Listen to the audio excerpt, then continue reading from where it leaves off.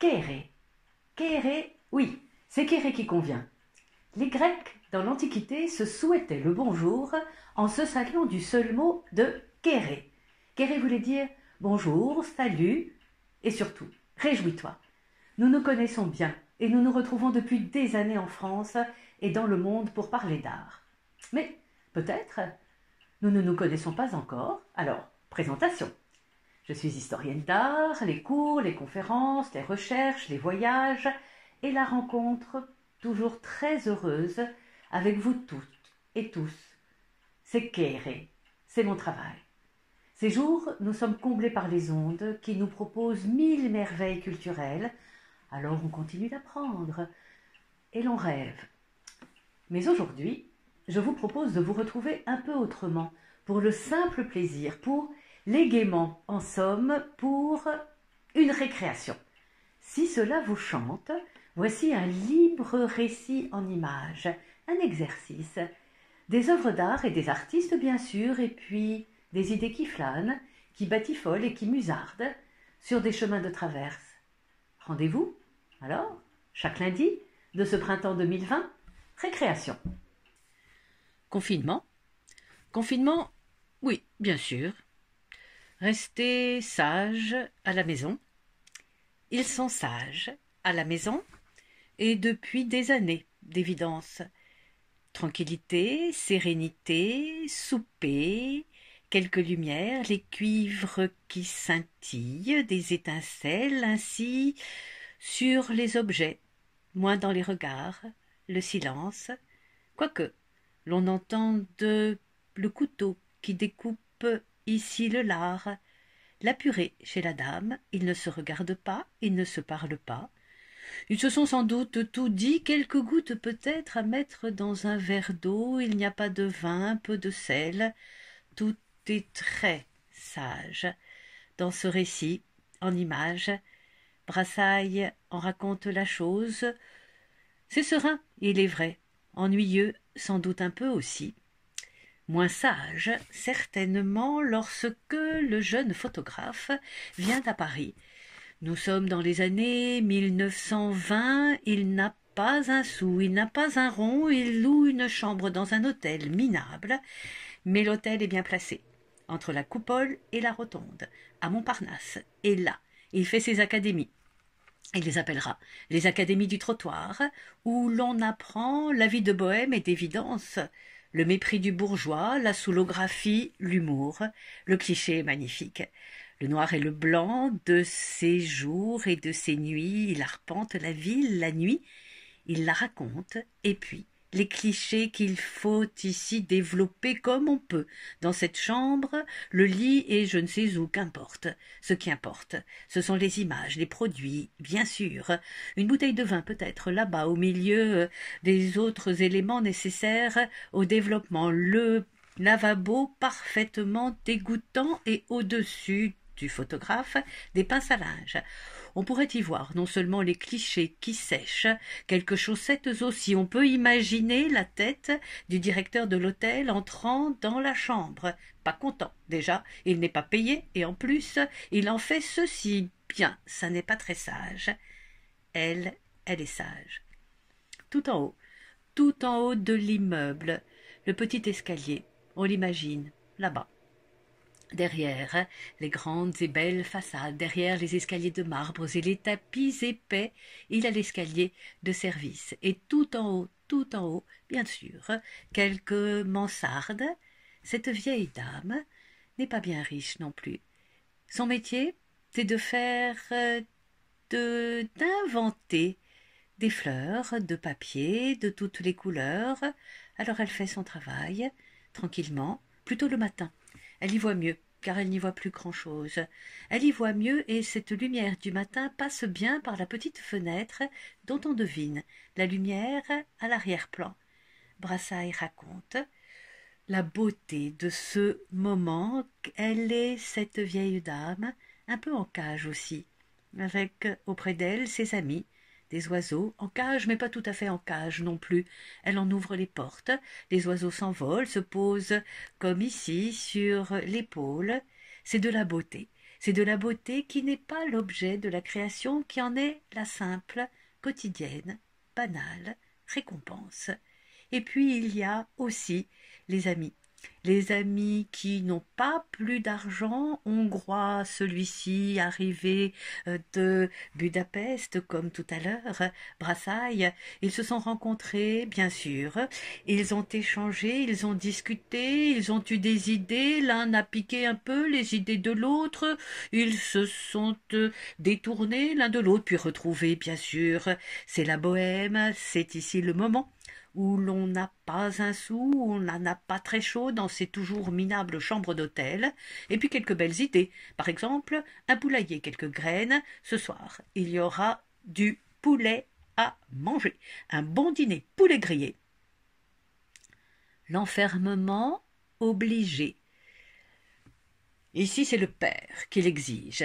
Elle est ravissante, elle est toute jeune, elle est une héroïne de ces temps romantiques de l'Angleterre, l'exquise Lady of Shalott. L'on a envie tout de suite de prendre un instrument de musique et de raconter des ballades autour de cette si belle, enfermée dans une tour par son père.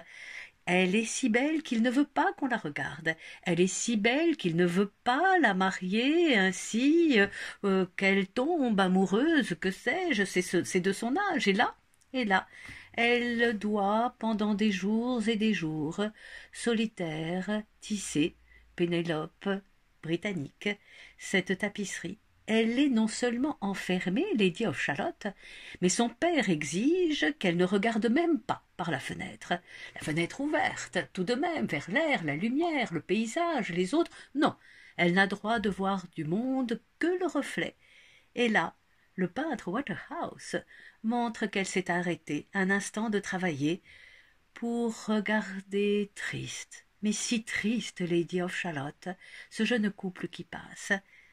Un jour, elle entend piaffer un cheval, elle entend qu'il se passe quelque chose, un silence, peut-être un peu autrement, du monde, parce qu'il arrive, il est splendide, il est le chevalier Lancelot. Lancelot, sur son chemin, s'arrête un instant, lève les yeux vers cette fenêtre. Les tours et les fenêtres, les jeunes filles enfermées dans les tours, ils connaissent cela, et nous connaissons cela par les récits, bien sûr, et les contes, et les légendes. Il s'arrête un instant. Elle a vu le chevalier, le reflet, en tous les cas, dans le miroir. Elle transgresse. Elle transgresse la loi du père, elle transgresse l'interdit, elle s'approche de la fenêtre, pose ses mains sur son cœur, les regards se rencontrent, et puis il poursuit son chemin, Lancelot, la quête immense, si longue, difficile, aventureuse, la quête du Graal. Alors il part, et lui fait un petit signe en partant, mais voilà que, bien sûr, le monde de Lady of Shalott se disloque à l'instant même. La tapisserie devient folle.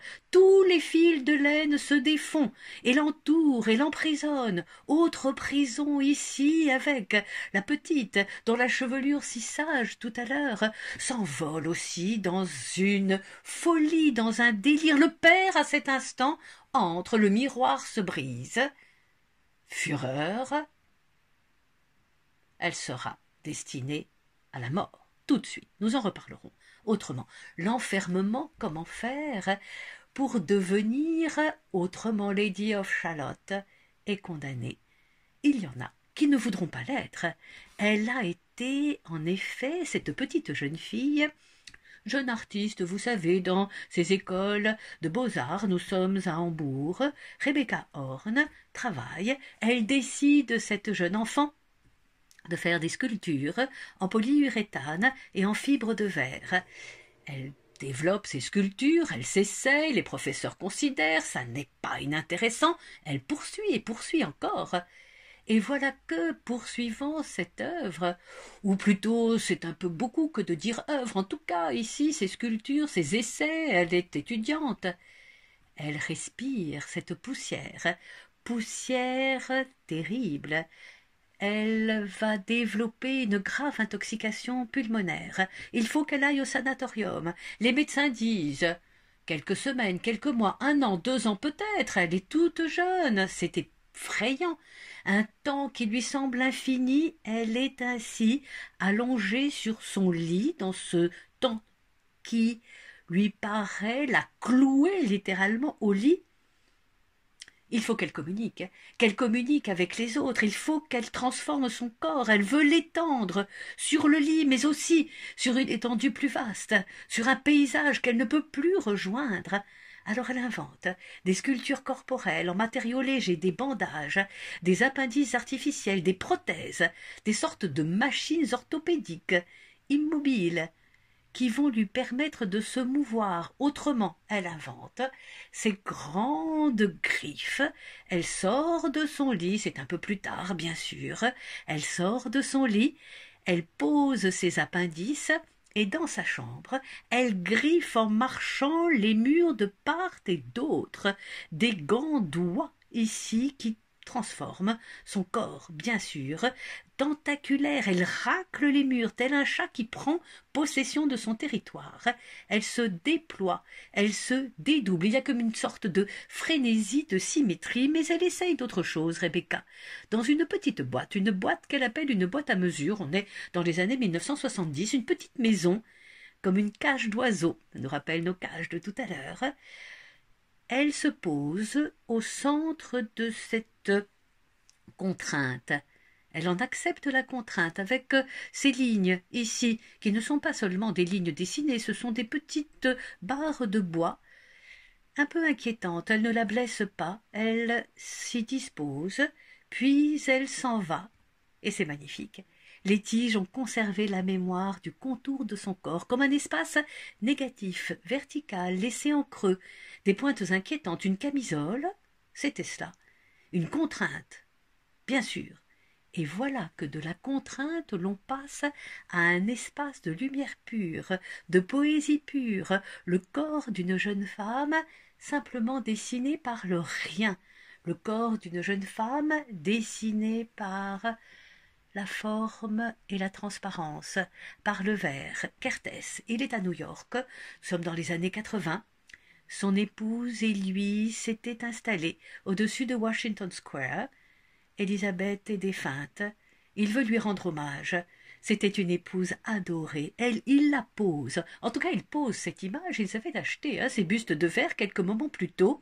Il pose son image sur la cime des arbres. En tout cas, on en a ici l'impression de Washington Square. Elle devient le square.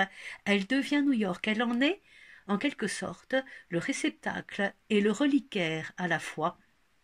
Elle devient paysage, contrainte de l'enfermement, regard par la fenêtre, et le paysage que l'on absorbe. Cette photographie de Kertész parle poétique, sentimentale bien sûr, émotive, pensive. Elle donne à penser comment capturer tandis que l'on est enfermé. Eh bien, il est possible de le faire autrement. Cet artiste chinois, Yang Yan, demande à son épouse de peindre sur son torse le paysage. À la fois citation de ces tatouages qui étaient des protections pour les chasseurs et les pêcheurs de perles, et puis aussi le moyen de solliciter les esprits de la montagne et de l'eau. Il s'incorpore sur lui, il s'incorpore en lui. Il devient le corps de l'artiste, le corps même de l'image, le corps même du paysage, sur son propre corps, à la surface du corps. Et si l'on entrait dans le corps? Magnifique cartographie de ces corps, pénétration jusqu'aux entrailles du vivant, les paysages de ces corps écorchés, ces champs ouverts, qui ne sont pas limités car ils sont privés de la peau. Une sorte d'analogie bien sûr, fonctionnelle des ramifications des plantes, des fleuves, avec cette arborescence des veines du corps. Il faut citer ce texte. Je le cite. Si l'homme a les os, support et armature de la chair, le monde a les rochers, comme support de la terre. Si l'homme porte le lac du sang, où le poumon se gonfle et dégonfle dans la respiration, le corps de la Terre a son océan, qui lui croît et décroît toutes les 6 heures, en une respiration cosmique. Si les veines partent de ce lac de sang en se ramifiant dans le corps humain, de même l'océan remplit le corps de la Terre d'une infinité de veines d'eau. Léonard de Vinci. Léonard de Vinci, quel paysage admirable à la fois du corps et de la nature, où l'on trouve ces fleuves d'eau, ces fleuves de sang dans le corps de l'homme, dans le paysage, ces fleurs et ces rivières d'air. Les arbres savent ainsi les fabriquer, et l'homme devient autrement une sorte de tissu humain qui retourne au végétal, un peu figé, un peu glacé, pennone. Magnifique composition de cet être feuille, de cet être insecte, qui ne souhaite d'évidence pas encombrer le monde, qui danse le monde. On y retrouve peut-être l'insoutenabilité de l'être. Alors, l'homme paysage, le voilà, devenu lui-même un ailleurs, un autrement, un leurre, un artifice. L'homme avec sa petite barbe au menton, la femme avec son petit collier autour du cou, et voilà le monde qui va bien, sereinement. Les pêcheurs pêchent, les paysans amassent le blé, récoltent la bonne herbe. Il y a ici des danses, il y a ici des villages, on entend sonner le clocher qui sonne l'heure de midi. Bon appétit! Merci de votre écoute à cette première récréation. Lundi prochain, le 27 avril donc, la deuxième récréation. Avril? Vous avez dit avril? Et si l'on en faisait le portrait? À lundi.